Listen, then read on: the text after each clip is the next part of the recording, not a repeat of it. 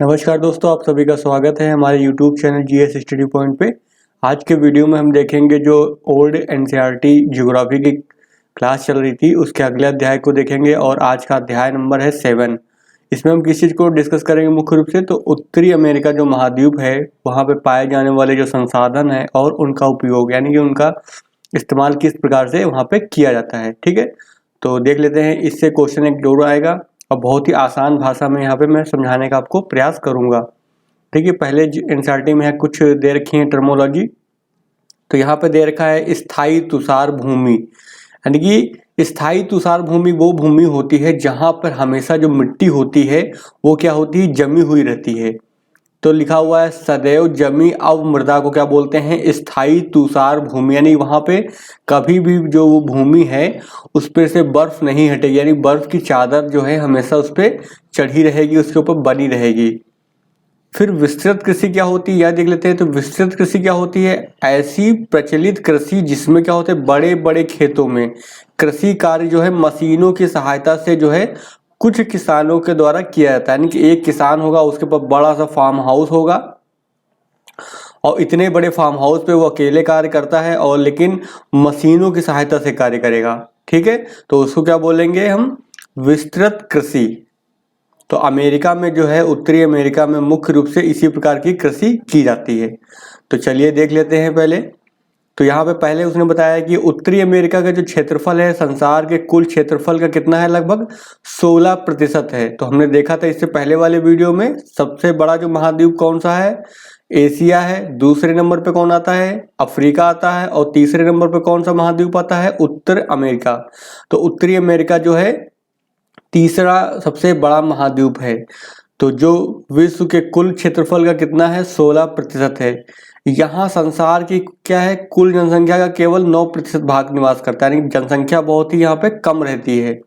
यह संसार का सबसे अधिक संपन्न तथा औद्योगिक दृष्टि से जो है सबसे अधिक विकसित महाद्वीप है। तो आपको पता ही होगा जो अमेरिका है, उत्तरी अमेरिका का जो क्षेत्र है वो क्या है, औद्योगिक दृष्टि से बहुत ही ज़्यादा संपन्न है और यहाँ पे जो विकसित क्षेत्र है ये बहुत ज़्यादा, तो इसलिए बोलते हैं ये बहुत ही विकसित महाद्वीप माना जाता है। ठीक है, फिर इसकी संपन्नता और औद्योगिक विकास के मुख्य कारण है। क्या कारण है, पहला क्या है, विशाल प्राकृतिक संसाधन, यानी कि बहुत ज़्यादा मात्रा में यहाँ पर रिसोर्सेज पाए जाते हैं, नेचुरल रिसोर्सेज पाए जाते हैं। फिर दूसरा कारण क्या है, उच्च स्तर की प्रौद्योगिकी, यानी बहुत ही हाई टेक्नोलॉजी का यहाँ पे उपयोग किया जाता है। फिर बहुत अच्छी तरह से जो है प्रशिक्षित कुशल श्रमिक, यहाँ पे जो काम करने वाले लोग होते हैं बहुत ही ज़्यादा वो हाईली स्किल्ड होते हैं। तो इन तीनों वजहों से क्या है, ये क्षेत्र जो है बहुत ही विकसित हो चुका है। यहाँ जो है उपलब्ध प्राकृतिक संसाधनों का उपयोग जो है बहुत ही सुव्यवस्थित रूप से, यानी कि बहुत ही मैनेज तरीके से जो है किया जाता है। ठीक है, उदाहरण की बात करते हैं तो विस्तृत घास भूमियों का जो उपयोग जो है क्या किस लिए किया जाता है, दुग्ध उद्योग के लिए किया जाता है। ठीक है, तो हमने इससे पहले वाले वीडियो में देखा था कि जो घास भूमियां यहाँ पाई जाती हैं उत्तरी अमेरिका में उसको क्या बोलते हैं, प्रेरी। अक्सर क्वेश्चन पूछा जाता है कि प्रेरी घास के मैदान कहाँ हैं, तो उत्तरी अमेरिका के जो घास के मैदान होते हैं उनको क्या बोलते हैं, प्रेरी बोलते हैं। फिर आगे देख लेते हैं, शंकुधारी तथा पर्णपाती वनों की पेटियां जो है कागज और लुगदी उद्योग को कच्चे माल की क्या करती हैं, आपूर्ति करती हैं। तो हमने देखा था यहाँ पे जो है मिक्स, यानी कि जो मिश्रित वन पाए जाते हैं, साथ में क्या है जो कोणधारी वन होते हैं जिनको बोलते हैं इंग्लिश में बोलते हैं कोनीफेरस। ठीक है, तो इस प्रकार के वन पाए जाते हैं। अब ये जो वन होते हैं इनसे क्या मिलता है, हमें मुलायम कच्ची लकड़ी मिलती है जिसका उपयोग किसमें किया जाता है, कागज बनाने यानी कागज उद्योग और लुगदी उद्योग में इसका इस्तेमाल किया जाता है।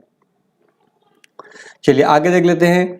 उत्तर अमेरिका के जो मत्स्य उद्योग जो है क्षेत्र भी बहुत समृद्ध हैं। यहाँ पे जो मत्स्य उद्योग है वो भी बहुत ही काफ़ी समृद्ध है, विकसित है। इसके तटों के किनारे क्या है, विस्तृत मत्स्य क्षेत्र पाए जाते हैं। तो हमने बताया था इससे पहले वाले वीडियो में कि जहाँ पर गर्म जलधारा और ठंडी जलधारा मिलती है वहाँ पे क्या है बहुत ही अच्छी कंडीशन बनती है, किसके लिए, मत्स्य उत्पादन के लिए, मत्स्य क्षेत्र कहलाते हैं। और हमने देखा था कि जो न्यू फाउंडलैंड है उत्तरी अमेरिका में वो मत्स्य उत्पादन के लिए बहुत ही फेमस है। चलिए आगे देख लेते हैं। अब देखिए भूमि संसाधन देख लेते हैं कि यहाँ पे जो भूमि पाई जाती है, लैंड रिसोर्स की बात कर लेते हैं, ठीक है। तो उत्तरी अमेरिका में जो है कृषि के विपुल संसाधन, जबकि इसके कुल क्षेत्रफल के लगभग 10 भाग पर ही खेती की जाती है, ठीक है। यानी बहुत ही कम एरिया पर, जितना एरिया है लैंड एरिया मान लो 100% है, उससे केवल 10% एरिया पे ही क्या की जाती है, खेती की जाती है। यह इसके उपजाऊ तथा सुसिंचित, सुसिंचित मतलब वेल इरिगेटेड, यानी बहुत ही अच्छी सिंचाई की व्यवस्था है वहाँ पर। तो वही लिखा हुआ, यह इसके उपजाऊ यानी मिट्टी बहुत उपजाऊ है और सुसिंचित मैदानों यानी कि सिंचाई की बहुत अच्छी व्यवस्था है, और कृषि की वैज्ञानिक विधियों के उपयोग के कारण संभव हुआ। यानी कि 10% पे खेती होती है, लेकिन 10% खेती पर भी जो है बहुत अच्छा उत्पादन होता है। उसका कारण क्या है, यहाँ की जो उपजाऊ भूमि है वो पहला कारण है। दूसरा कारण क्या है, सिंचाई की उत्तम व्यवस्था होती है। और तीसरा कारण क्या है, वैज्ञानिक टेक्निक का इस्तेमाल किया जाता है कृषि के उत्पादन में। उत्तर अमेरिका में मुख्यतः जो है विस्तृत खेती की जाती है। तो हमने अभी देख लिया था स्टार्टिंग में ही कि विस्तृत खेती क्या होती है। अब जहाँ जहाँ भी आपको विस्तृत खेती देखने को मिलेगा, आप समझ जाइए ऐसी खेती जो बड़े बड़े फार्म हाउस के रूप में की जाती है, अब मशीनों की सहायता से की जाती है। यहाँ के खेतों का आकार बहुत बड़ा है। यहाँ के किसान जो है वैज्ञानिक ढंग से खेती करते हैं। फिर इसमें गहन कृषि की तुलना में जो है प्रति इकाई भूमि की उपज कम है, ये ध्यान रखिएगा। देखिए गहन कृषि क्या होती है, गहन कृषि वो कृषि होती है जिसमें छोटे से एरिया में क्या है, लगातार फसलों का उत्पादन किया जाता है। यानी कि एक वर्ष के अंदर 3 से 4 फसलों का उत्पादन किया जाता है, ठीक है। साथ में क्या होता है, यहाँ पे जो लेबर लगा होता है, यानी कि जो मानव श्रम अधिक लगा होता है, ठीक है, इंटेंस लेबर होता है। तो इसमें क्या होता है, उत्पादन ज़्यादा होगा, क्योंकि 4 फसल ले रहे, एक साल के अंदर 4 फसलों को हम ले रहे हैं, उगा रहे हैं, तो जो उत्पादन होगा वह अधिक होगा। लेकिन जो विस्तृत कृषि की जाती है उसमें क्या होता है, उसमें जो प्रति हेक्टेयर या फिर प्रति इकाई जो उपज होती है वो कम होती है, क्योंकि वो साल में केवल 2 फसलें ही लेते हैं, 2 फसल या 1 फसल ही ली जाती है इसमें।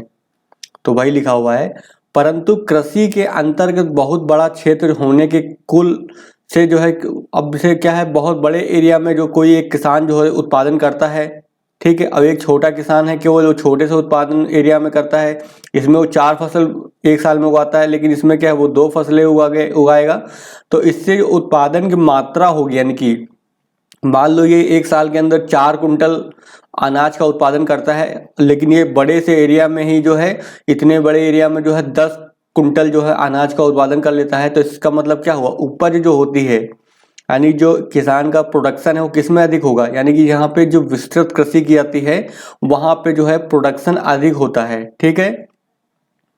तो वही लिखा हुआ है, अंतर्गत बहुत बड़ा क्षेत्र होने से जो है कुल उपज जो है काफी होती है, यानी बहुत अधिक होती है। और अधिकतर जो कृषि कार्य क्या है, मशीनों के द्वारा ही किए जाते हैं।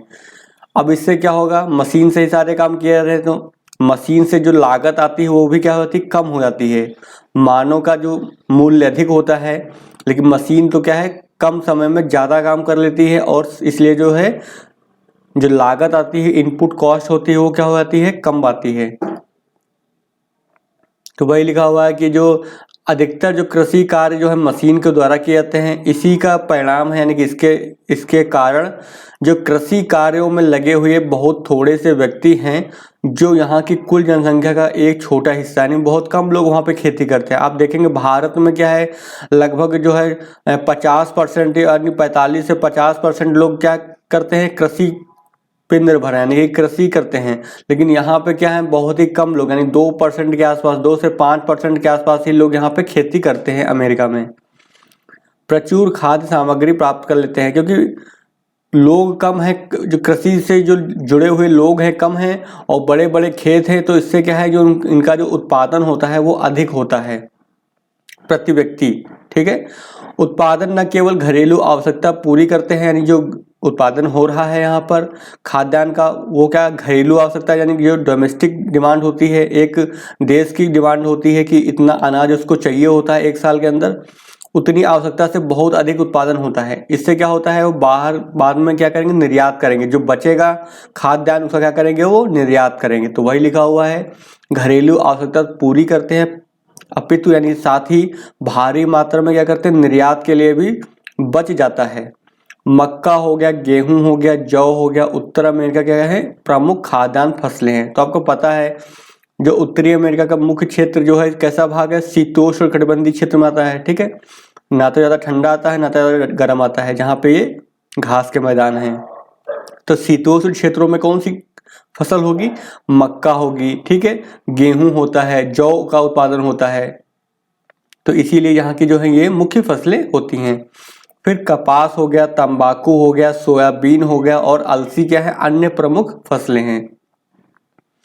फिर संसार का जो आधा जो मक्का अकेले उत्तरी अमेरिका उत्पादन करता है, यानी मक्का के उत्पादन में जो है अमेरिका काफी आगे है, वहां पे बहुत ज्यादा मात्रा में जो है मक्के का उत्पादन किया जाता है।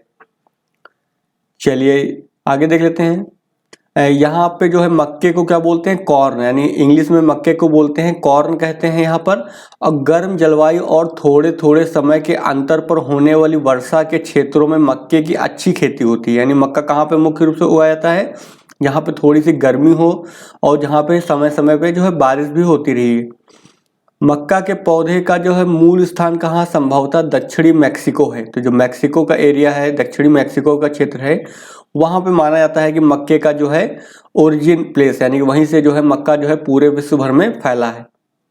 यह आज भी क्या है, मैक्सिको की प्रमुख फसल है और भोजन है।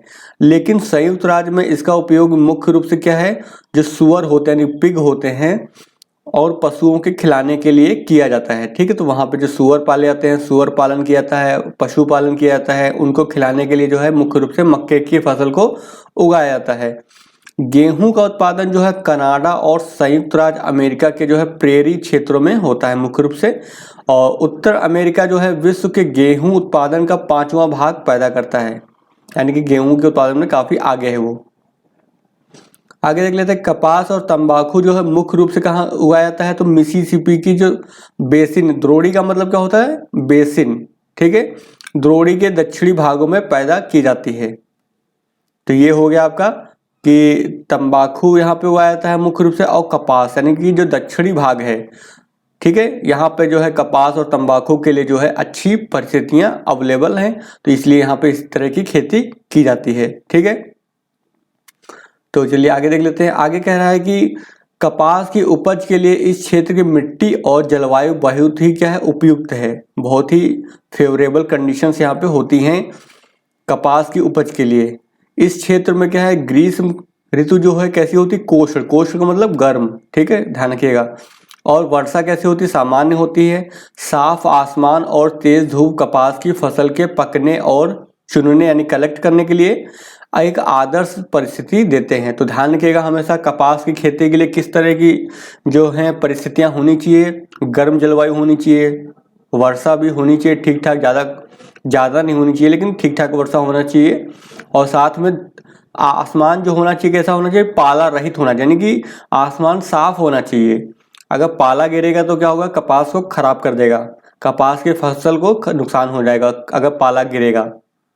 तो इस चीज को ध्यान रखिएगा हमेशा कि कपास की खेती वहीं पे हो सकती है जहां पे आसमान कैसा हो, साफ हो और तेज धूप होनी चाहिए।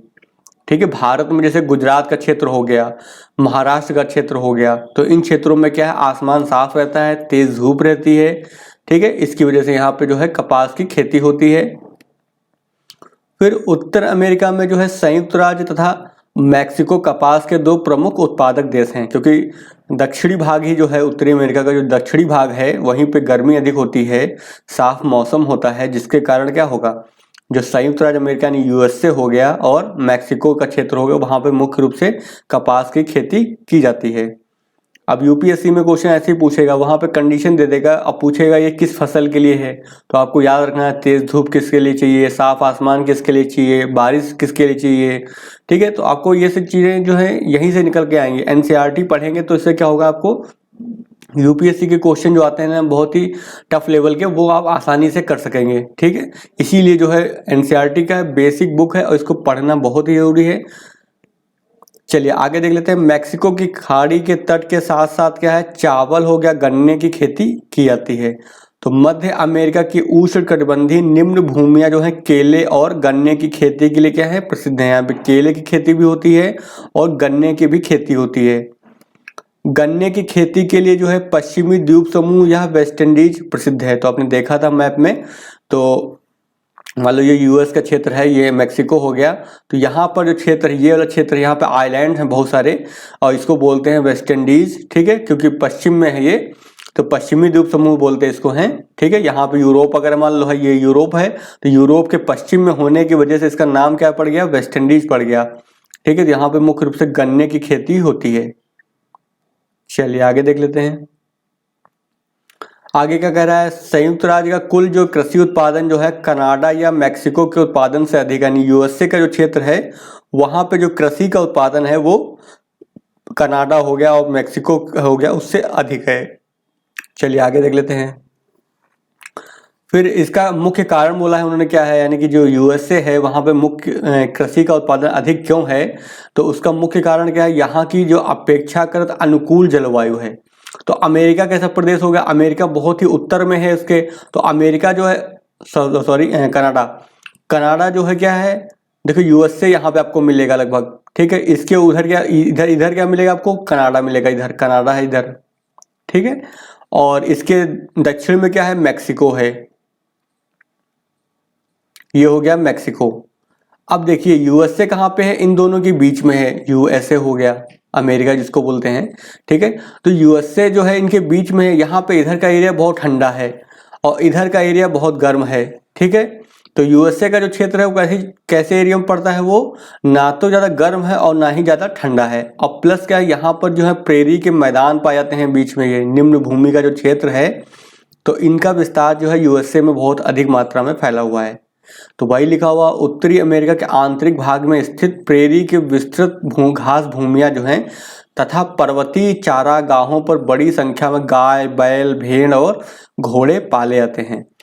दुधारू पशुओं को अधिक वर्षा वाले क्षेत्रों में पाला जाता है। तो ध्यान रखिएगा हमेशा, जो दूध देने वाले पशु होते हैं उनका पालन कहाँ पे किया जाता है, जहाँ पर ज़्यादा वर्षा होती है। ज़्यादा वर्षा होगी तो वो इसलिए वो जो है उनके लिए अनुकूल परिस्थिति बनेगी और ज़्यादा दूध देंगी वो।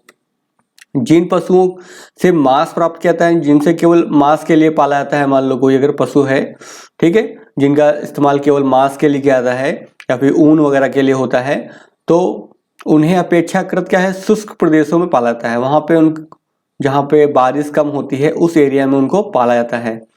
उत्तरी अमेरिका संसार में गाय के दूध के कुल उत्पादन का लगभग 1/4 भाग उत्पन्न करता है, यानी कि यहाँ पे गाय का दूध बहुत ज़्यादा मात्रा में उत्पन्न होता है। फिर यह महाद्वीप जो है मांस के उत्पादन में संसार में सबसे आगे है, यानी कि पूरा जो महाद्वीप की बात हो रही है, पूरे उत्तर अमेरिका की बात हो रही है, तो यह महाद्वीप जो है मांस के उत्पादन में जो है काफ़ी आगे है, संसार में प्रथम पे है। फिर संयुक्त राज्य जो है अकेला ही संसार के मांस का उत्पादन का लगभग 5वां भाग पैदा करता है, ठीक है। तो ये डाटा भले पुराने हो गए हों, कोई दिक्कत नहीं हमको है, हमें बस ये पता होना चाहिए कि यहाँ पे मांस का उत्पादन बहुत ज़्यादा मात्रा में होता है, ये ध्यान रखना है, ठीक है। अब देख लेते हैं यहाँ पे जो वन संपदा है, यानी जो पेड़ पौधे हैं, वन संपदा है, वनों में रहने वाले जो जीव जंतु उनकी बात कर लेते हैं कि किस प्रकार के वन पाए जाते हैं यहाँ पर, क्योंकि वन संपदा जो है किसी देश के लिए जो बहुत महत्वपूर्ण होती है। तो उत्तरी अमेरिका में क्या है, विशाल वन संसाधन है, बहुत बड़ी मात्रा में जो है वन पाए जाते हैं। महाद्वीप का बहुत बड़ा भाग क्या है, वनों से ढका है। यहाँ प्रमुख रूप से 3 प्रकार के वन पाए जाते हैं। सबसे पहले प्रकार के वन कौन से हैं, शंकुधारी वन है। तो शंकुधारी वन कौन से होते हैं, जो आपने देखा होगा मूवी वगैरह में, और पेड़ का आकार इस तरह से होता है, ठीक है, शंकु के आकार का, ठीक है। तो ये इनको क्या बोलते हैं, शंकुधारी वन। दूसरा कौन सा मिलेगा हमको, यहाँ पे मिश्रित वन मिलेंगे। तीसरा क्या मिलेगा, जो गर्म क्षेत्रों में पाए जाने वाले उष्णकटिबंधीय वर्षा वन मिलेंगे। तो 3 प्रकार के वन हो गए। शंकुधारी वन कहाँ मिलते हैं, जो पर्वतीय क्षेत्र होते हैं, ठंडे प्रदेश होते हैं जहाँ पे बर्फबारी होती है। मिश्रित वन कहाँ मिलेंगे, जो शंकुधारी वन होंगे और उष्णकटिबंधीय क्षेत्र के बीच में मिलेंगे, यानी कि पहले मान लो इधर शंकुधारी है और इधर उष्णकटिबंधीय है, तो इनके बीच में जो मिलेंगे मिश्रित वन मिलेंगे, यानी इनमें क्या होगा, दोनों के गुण होंगे, दोनों प्रकार के वन पाए जाएंगे, ठीक है। ऐसा नहीं कि बाउंड्री नहीं पाई जाती है कि यहाँ तक शंकुधारी मिलेंगे, यहाँ तक उष्णकटिबंधीय मिलेंगे, ऐसा कुछ तो होता नहीं है, क्योंकि जो जलवायु होती है धीरे धीरे परिवर्तित होती है ना स्थान के साथ साथ। तो इसमें क्या है, मिश्रित वन पाए जाएंगे, शंकुधारी भी मिलेंगे इसके बीच में, और उष्णकटिबंधीय वर्षा वन भी इस क्षेत्र में मिलेंगे। चलिए आगे देख लेते हैं।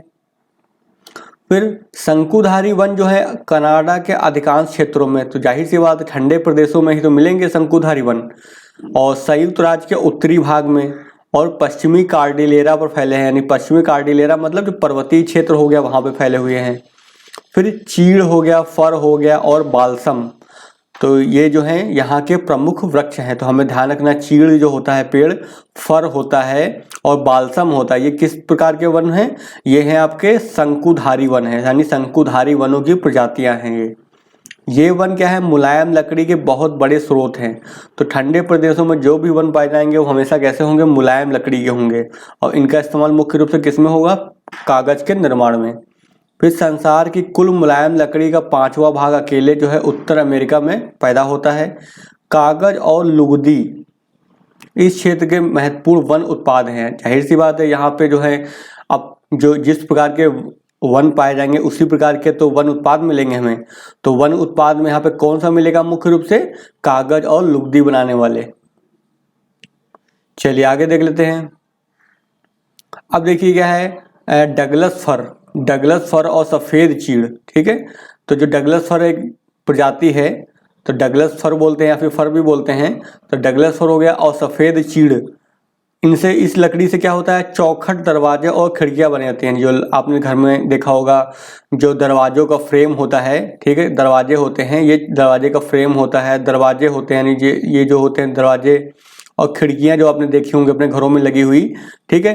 तो इनके लिए जो किस लकड़ी का इस्तेमाल किया जाता है, तो ये डगलस फर और जो सफ़ेद चीड़ लकड़ी होती है इनका इस्तेमाल इनको बनाने में किया जाता है। चलिए आगे देख लेते हैं। अब यहाँ पे इस चित्र में दिखाया गया है कि कहाँ कहाँ पे किस चीज़ की खेती होती है। तो आप देख सकते हैं यहाँ पे, देखिए यहाँ पे डेयरी, यानी कि ये इस साइन का इस्तेमाल जहाँ जहाँ किया गया है वहाँ पे डेयरी का इस्तेमाल हो रहा है। यहाँ जो इस तरह का बना हुआ गेहूं का उत्पादन किया जा रहा है, गन्ने के लिए इस तरह का किया जा रहा है, मक्के के लिए इसका इस्तेमाल किया जा रहा है, कपास के लिए इसका इस्तेमाल किया जा रहा है। तो आप देख सकते हैं कि कहाँ पे कौन सी जो है किस चीज़ का जो उत्पादन किया जा रहा है, किस चीज़ की खेती की जा रही है, किस जानवर का, यानी कि डेयरी उत्पादन लगा हुआ है, क्या लगा हुआ है। मांस के लिए देखिए यहाँ मांस उत्पादन होता है इस एरिया में है, ठीक है, इस एरिया में तो मांस के लिए बनाया गया है। डेयरी उत्पादन कहाँ मिलेगा आपको, इस वाले एरिया में जो झील क्षेत्र है ना आपका, ग्रेट लेक्स हैं जो 5, उसके आसपास क्या मिलेंगे आपको, डेयरी उद्योग मिलेंगे। देखिए आप यहाँ पर देखेंगे, ठीक है, ये देखिए डेयरी उद्योग हो रहा है। तो आप मैप में देख सकते हैं कि कौन सी खेती, किस प्रकार की खेती कहाँ पे की जा रही है, इस मैप से आप सब उसको समझ सकते हैं। चलिए अब आगे देख लेते हैं।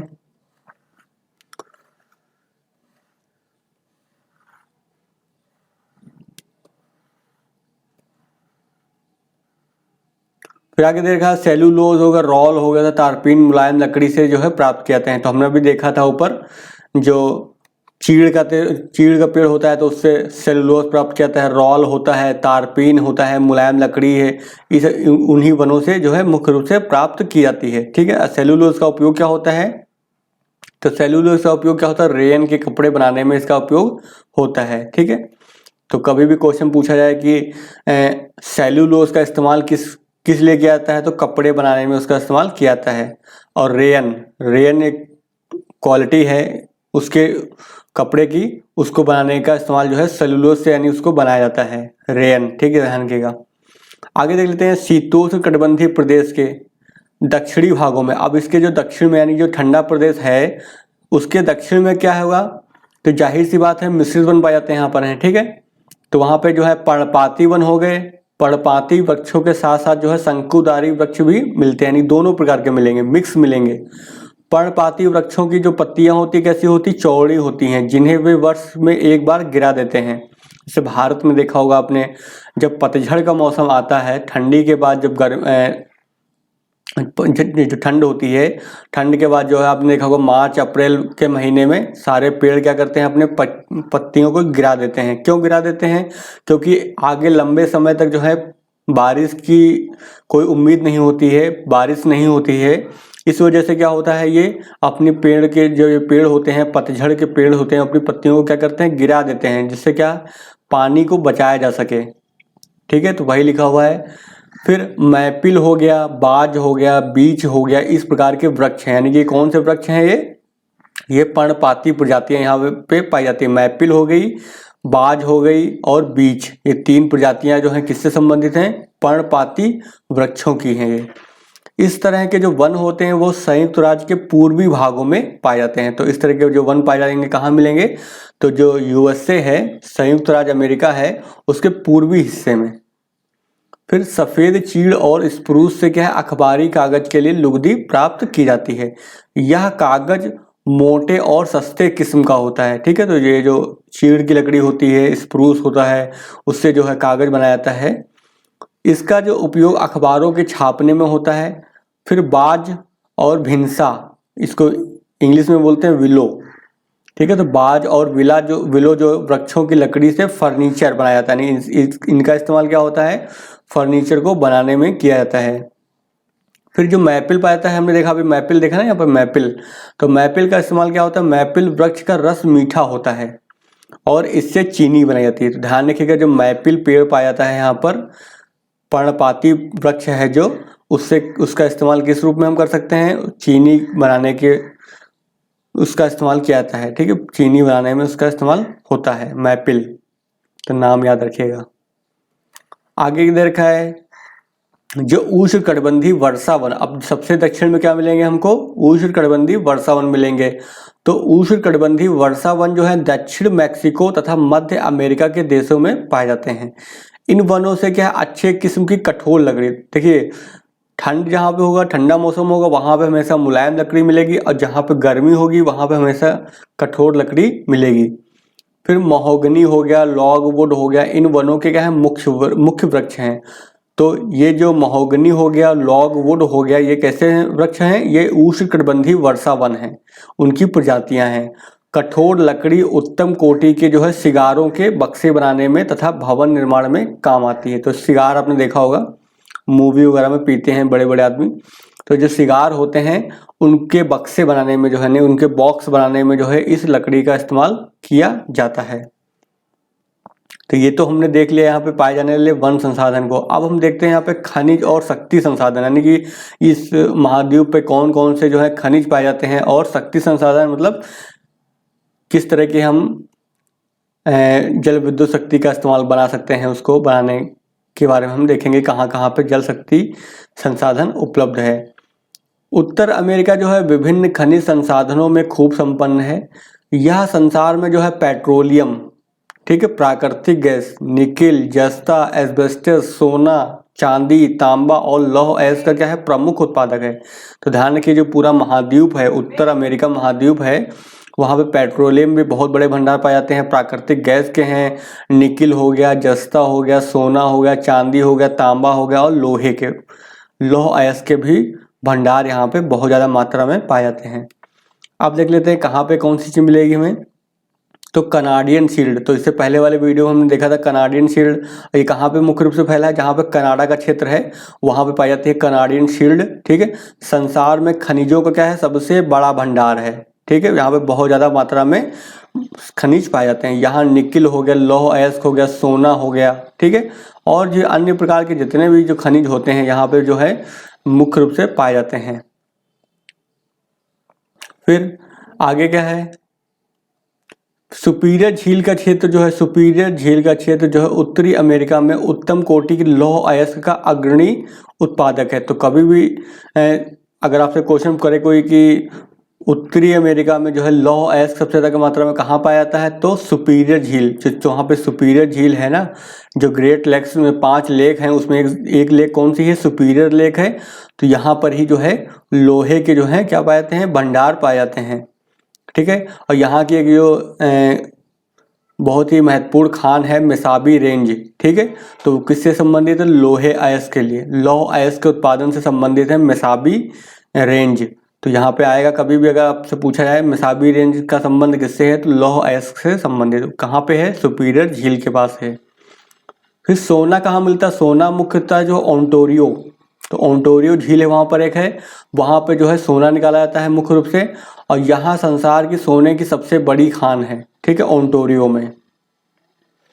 आगे देख लेते हैं जो अपलेशियन उच्च भूमि जो हो गया, तो अपलेशियन जो पर्वत देखा था हमने, तो अपलेशियन उच्च भूमियाँ जो है वहाँ पे क्या मिलता है, एंथ्रेसाइट तथा उत्तम कोटि का बिटुमिनस कोयले के प्रसिद्ध यहाँ पे निक्षेप पाए जाते हैं। ठीक है, तो अपलेशियन उच्च भूमि वहाँ पे क्या मिलेगा, मुख्य रूप से कोयला मिलता है अच्छी क्वालिटी का, एंथ्रेसाइट हो गया, बिटुमिनस हो गया, तो ये अच्छी क्वालिटी के जो कोयले पाए जाते हैं कहाँ मिलेगा आपको, अपलेशियन उच्च भूमि में ये पाए जाते हैं।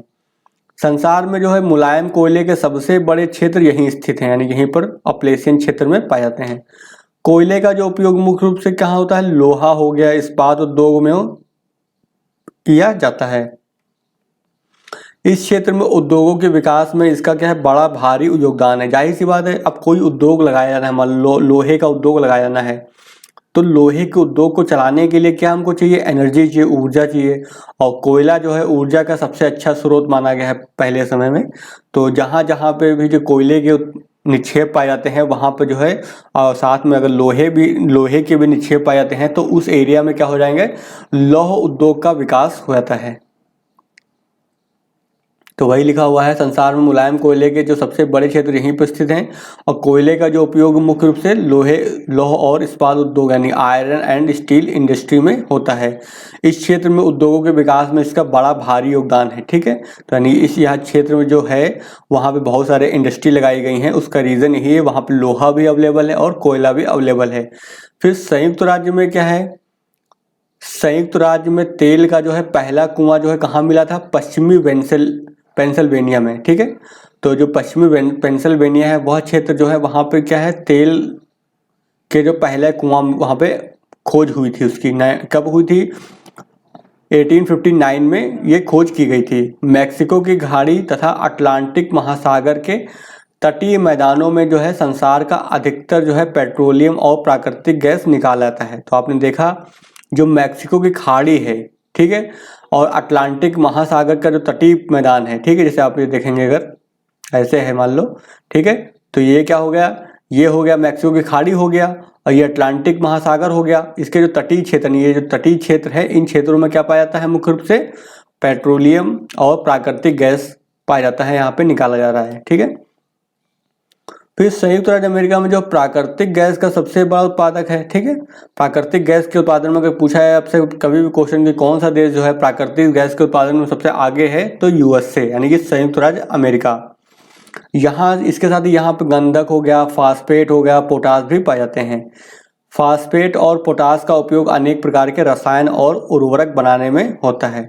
तो फास्फेट हो गया और पोटास का इस्तेमाल जो है मुख्य रूप से जो है जो रसायन यानी केमिकल बनाने में, केमिकल इंडस्ट्री में इसका इस्तेमाल होता है, और साथ में ही जो फर्टिलाइजर यानी उर्वरक बनाने में इसका इस्तेमाल किया जाता है। चलिए आगे देख लेते हैं।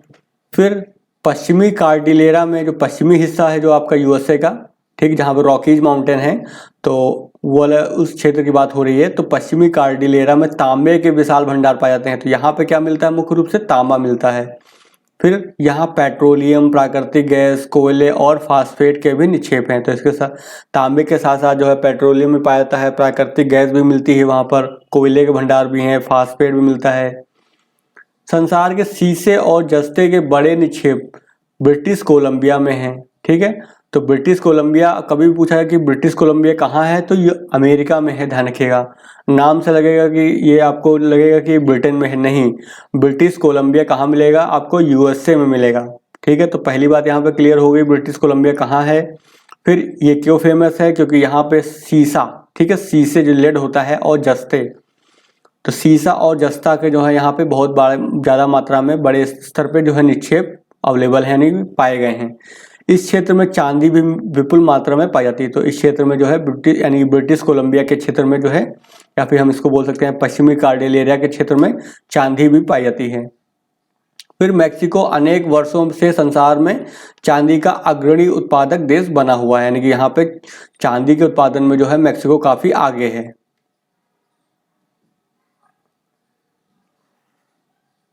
चलिए अब इस मैप में क्या दिखाया गया, इस मैप में दिखाया गया है कि कौन सा चीज यानी कि कौन सा जो अयस्क कहाँ पाया जा रहा है, मिनरल्स यानी जो खनिज संसाधन है कहाँ पाए जा रहे हैं, कहाँ पे लोहा है, कहाँ पे कॉपर है, यानी कि तांबा हो गया, लेड हो गया, ये दिखाया गया है। ठीक है, तो हमने अभी देख लिया ऊपर कि कहाँ कहाँ क्या क्या पाया जाता है। ठीक है, तो ये कार्डिलेरा का क्षेत्र हो गया ये। ठीक है, और ये कनाडियन शील्ड का क्षेत्र हो गया, ये वाला हिस्सा जो है कनाडियन शील्ड कहलाएगा। ये अपलेशियन पर्वत या फिर पूर्वी उच्च भूमि कहलाती है। तो ये मुख्य रूप से हमने देख लिया है। चलिए अब आगे देख लेते हैं। अब देख लेते हैं इसमें जल शक्ति को, जल संसाधन को।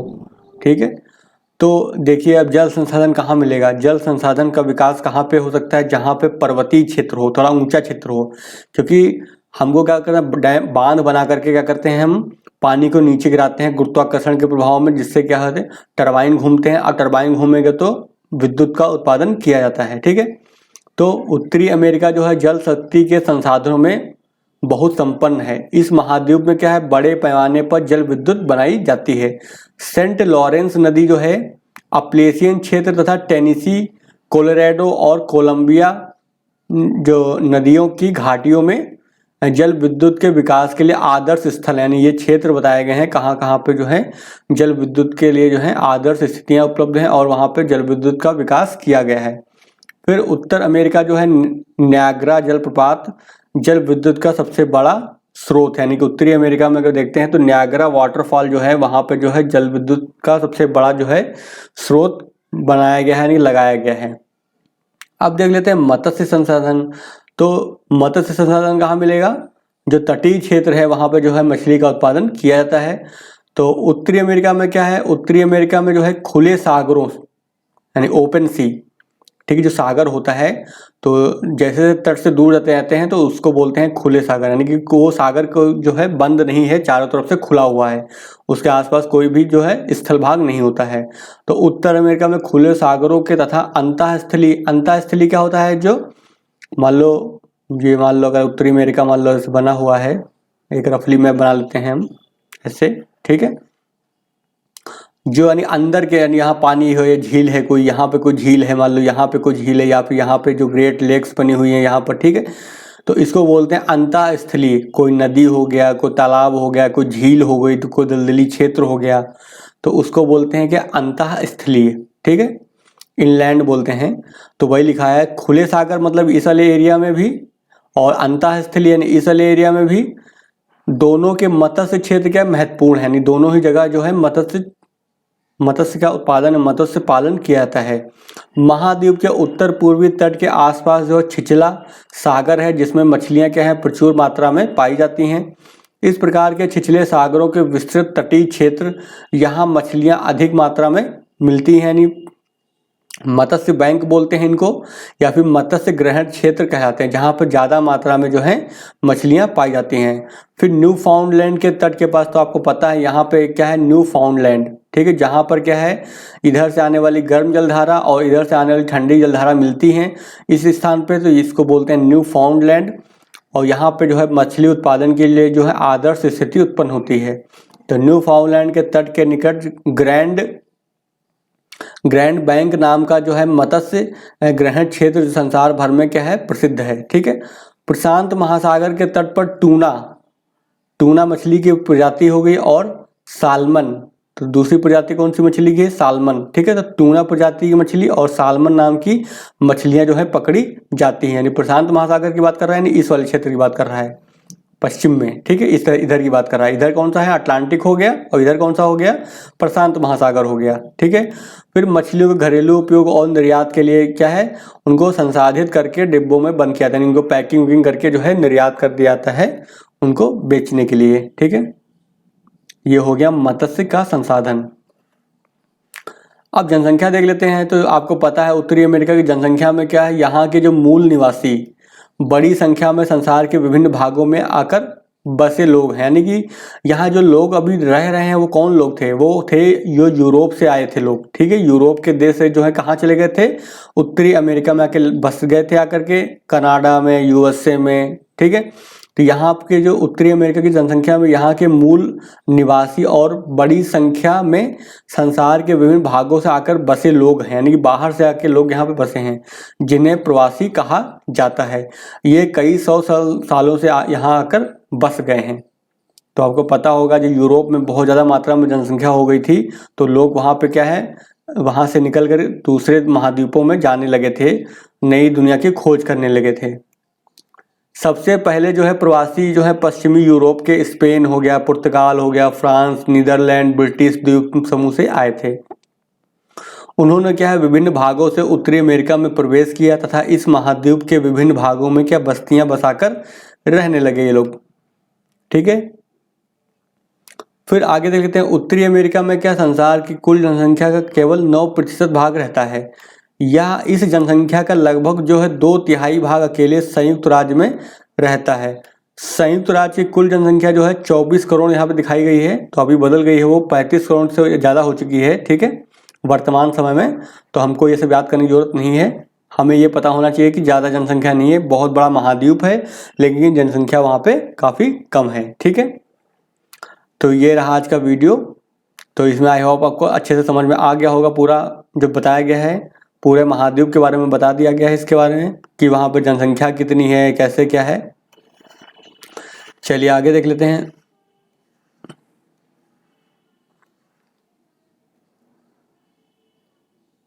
अब यहाँ पर जनसंख्या का बताया गया है, यहाँ की जलवायु जो है कैसी है बहुत, और मिट्टी यहाँ क्या है मानव निवास के अनुकूल है, यानी कि मानव के विकास के लिए, मानव के रहने के लिए बहुत ही अच्छी जलवायु है।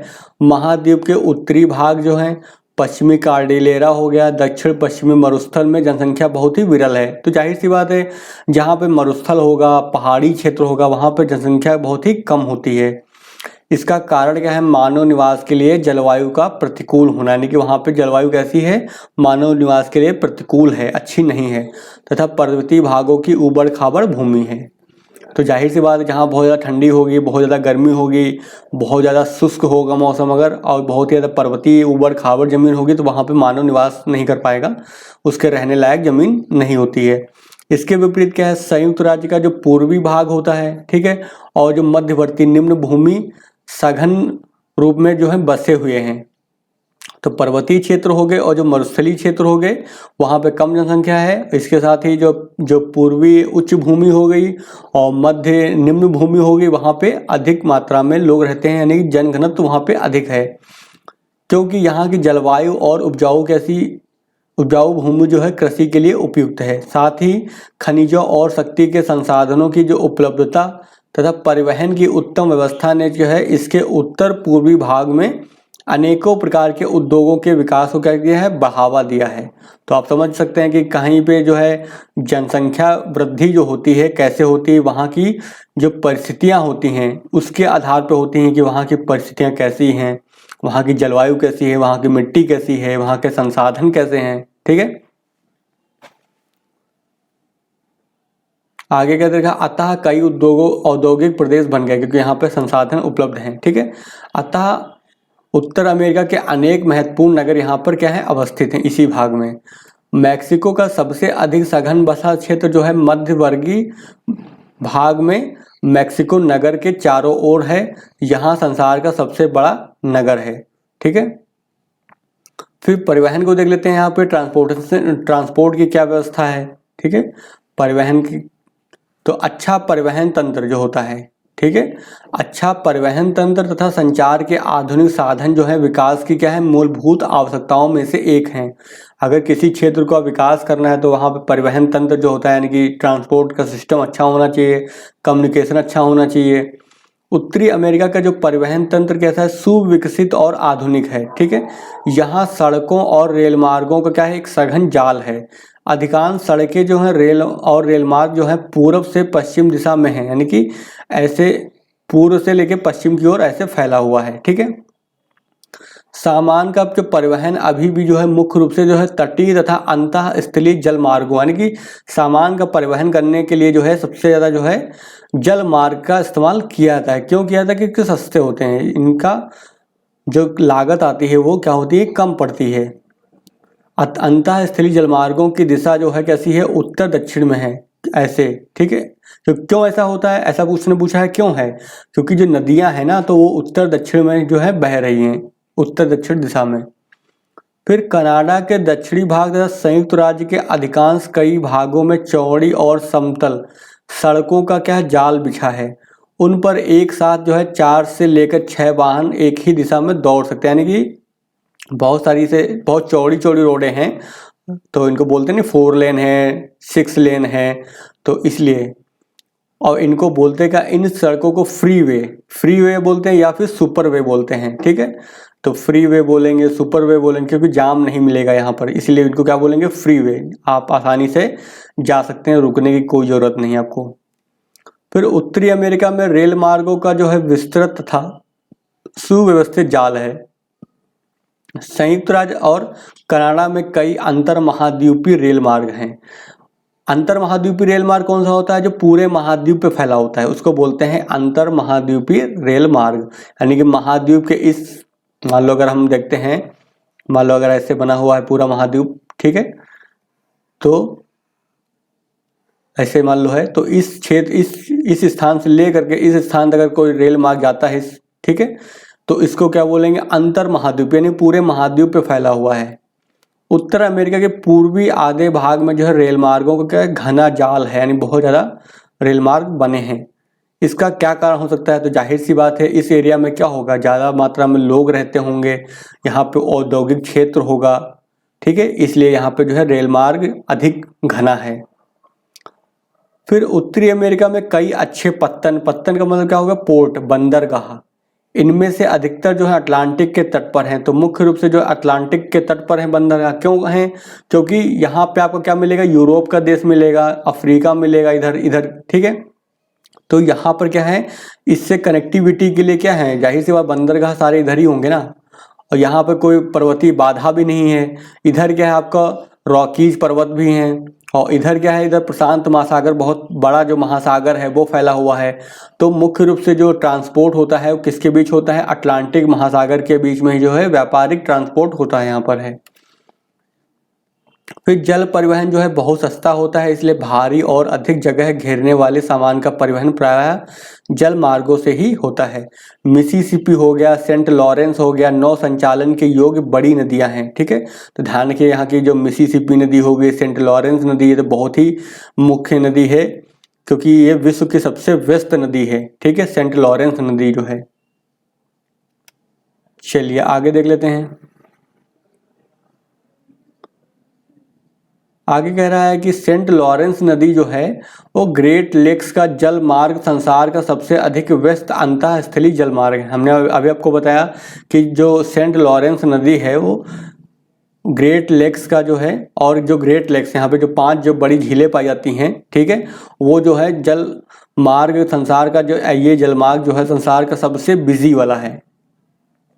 फिर पनामा नहर जो है प्रशांत और अटलांटिक महासागरों को मिलाती हैं, ठीक है। इसका व्यापारिक और सामरिक महत्व बहुत है।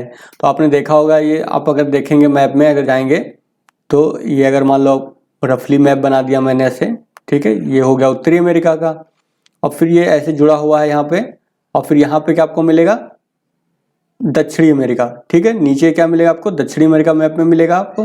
तो यहाँ पे जो है पनामा नहर को काटा गया है, ठीक, पनामा नहर को यहाँ पे बनाया गया है। इधर कौन सा है आपका, अटलांटिक महासागर, इधर कौन सा आपका है, प्रशांत महासागर है। तो पनामा नहर जो होती किन किन 2 महासागरों को जोड़ती है, कभी भी क्वेश्चन पूछा जाए तो क्या होगा, अटलांटिक महासागर और प्रशांत महासागर को ये जोड़ती है, ध्यान रखिएगा। फिर लिखा है पनामा नहर के बन जाने से जो है दक्षिण अमेरिका के हॉर्न अंतरीय से होकर लंबी और कष्टदायक यात्रा से छुटकारा मिल गया है। पहले क्या था, जब ये नहर नहीं थी, ठीक है, पनामा नहर जब नहीं थी ये, तो अगर मान लो कोई व्यक्ति को जाना है इधर, ठीक है, इधर जाना है, मान लो यहाँ पे जाना है या फिर यहाँ पे जाना है, तो क्या करेगा वो यहाँ से पूरा चक्कर कर लेकर के ऐसे ऐसे जाके यहाँ से होके, फिर यहाँ से होके, फिर यहाँ पे होके, फिर यहाँ पे जाएगा, तो बहुत ही लंबा रास्ता हो जाएगा। लेकिन अब जो पनामा नहर बन गई है, तो व्यक्ति को अगर यहाँ से जाना है तो यहाँ से जाएगा, यहाँ आएगा, और फिर यहाँ नहर के माध्यम से होकर के वो यहाँ पर सीधे पहुँच जाएगा।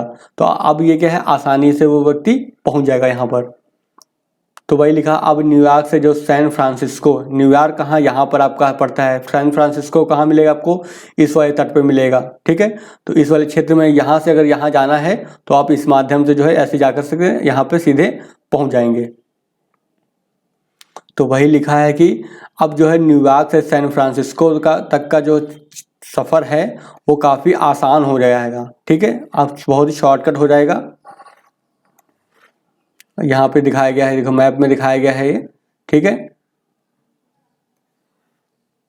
पनामा नहर द्वारा यात्रा करने पर जो है जलमार्ग में पहले की अपेक्षा लगभग 12,640 किलोमीटर दूरी की बचत हुई, यानी कि इतना कम चलना पड़ेगा, तो यानी बहुत ही कम चलना पड़ेगा उसको।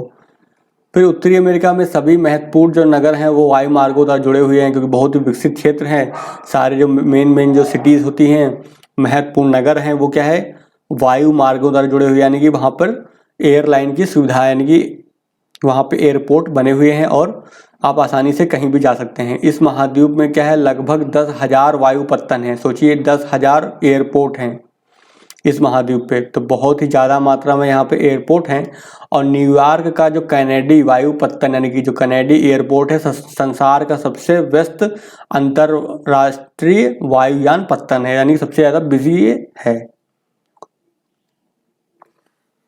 तो ये आपने देख लिया पूरा, ठीक है। यहाँ पे दिखाया गया है कि कहाँ से कहाँ, कैसे कैसे कहाँ कहाँ एयरपोर्ट वगैरह हैं, मुख्य जो हैं, वो सब हमें पढ़ने की ज़रूरत नहीं है। तो ये हो गया आपका आज का जो चैप्टर हमने कंप्लीट देख लिया है। यहाँ पे कुछ क्या है, कुछ टर्मोलॉजी आई हुई जो नई है, उनके बारे में एक्सप्लेन किया गया है। तो प्रवासी क्या होते हैं, प्रवासी वे लोग होते हैं जो विभिन्न स्थानों से किसी देश में आकर बसते हैं, यानी कि दूसरे स्थान से आकर के किसी दूसरे देश में आकर बस जाते हैं, तो उनको क्या बोलते हैं, प्रवासी बोलते हैं। फिर मत्स्य ग्रहण क्षेत्र क्या होता है, तो मत्स्य ग्रहण क्षेत्र क्या है, तटवर्ती छिछले सागर, यानी कम गहरा, छिछला का मतलब कम गहरा, तो तटवर्ती छिछले सागर के विशाल क्षेत्र जहां मछलियां जो हैं बड़ी मात्रा में मिलती हैं, उसको क्या बोलेंगे हम, मत्स्य ग्रहण क्षेत्र, ठीक है। तो चलिए आज का वीडियो फिर हम यहीं पे ख़त्म करते हैं। आपको अगर वीडियो पसंद आया तो वीडियो को लाइक मार दीजिएगा, और चैनल पर अगर नए हैं तो चैनल को सब्सक्राइब कर लीजिएगा। और ओल्ड एनसीईआरटी की जो है प्लेलिस्ट बनी हुई है, अगर आपने इससे पहले के वीडियो नहीं देखे हैं तो चैनल की प्लेलिस्ट पे जाइएगा, वहाँ पे लिखा होगा जियोग्राफी ओल्ड एनसीईआरटी के नाम से एक प्लेलिस्ट बनी हुई है, उसके अंदर जो है सारे वीडियोस आपको मिल जाएंगे एक पास ही, तो वहाँ से आप देख सकते हैं इनके बाकी वीडियो को। तो चलिए मिलते हैं फिर नेक्स्ट वीडियो में।